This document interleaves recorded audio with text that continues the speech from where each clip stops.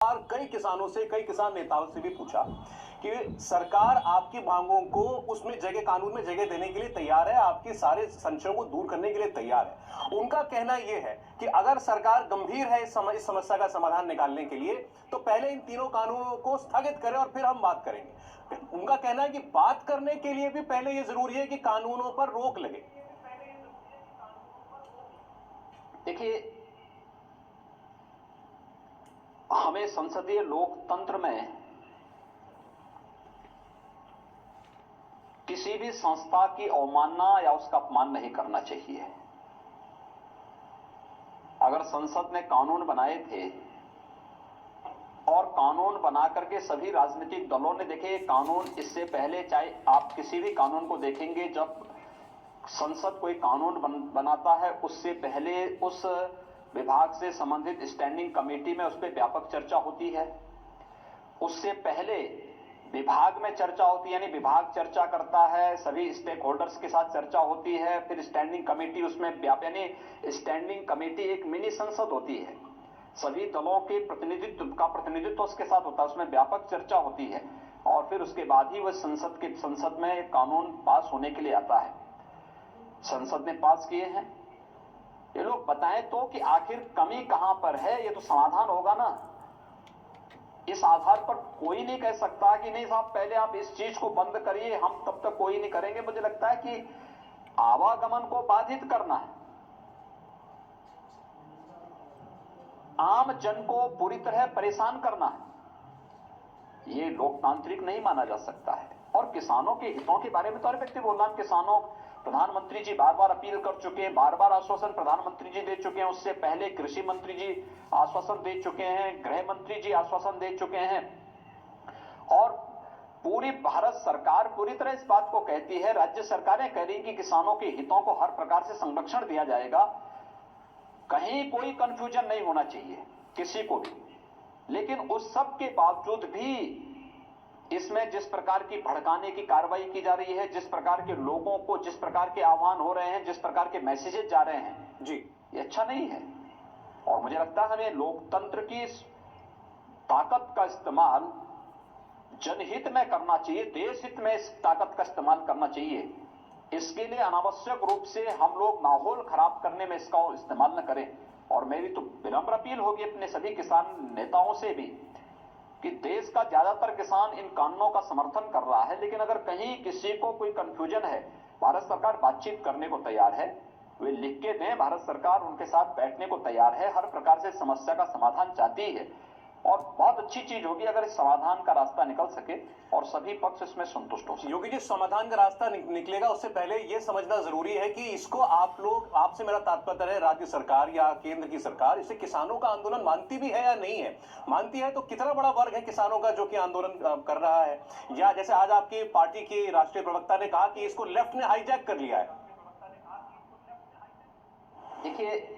देखिए हमने तो हर एक व्यक्ति, भारत कृषि प्रधान देश है और हर एक किसान के हित के लिए आवाज उठने वाली आवाज का हम सम्मान करते हैं।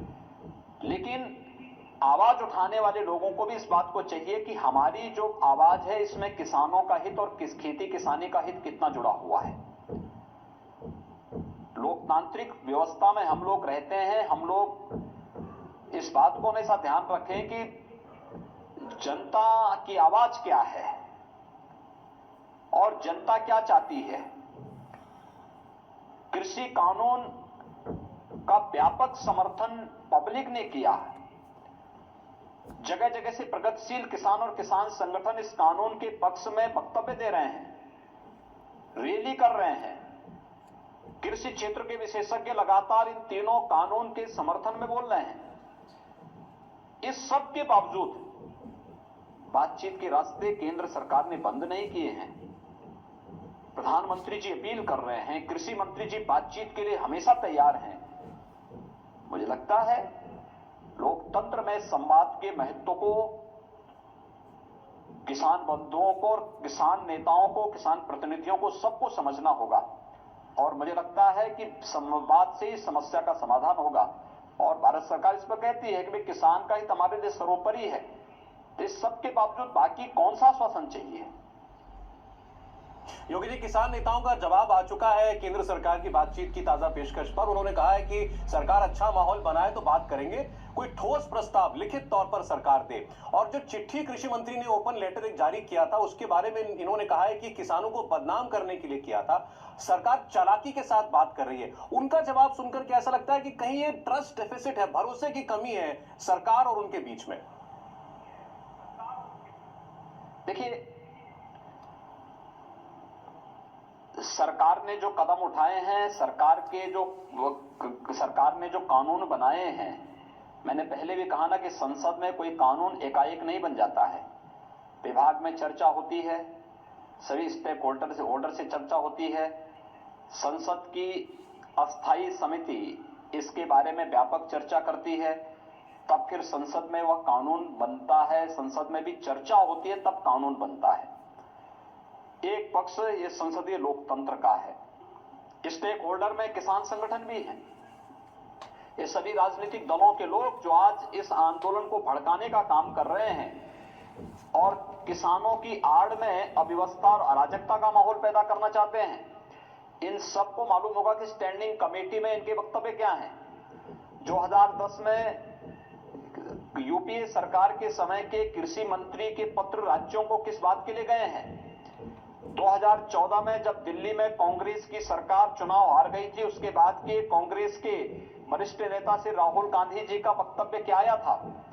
और फिर उसके बाद जो अलग अलग समय में अलग अलग राजनीतिक दलों ने और स्टैंडिंग कमेटी में अलग अलग दलों ने जो समर्थन उसके इन कानूनों का किया है, ये सब क्या है? यानी दोहरी चाल नहीं चली जा सकती है कि आप संसद में और स्टैंडिंग कमेटी में कोई दूसरा स्टैंड लें और उसके बाद कानून जब पास होता है तो उसके बाद जो है भड़काने का काम भी हम लोग करें।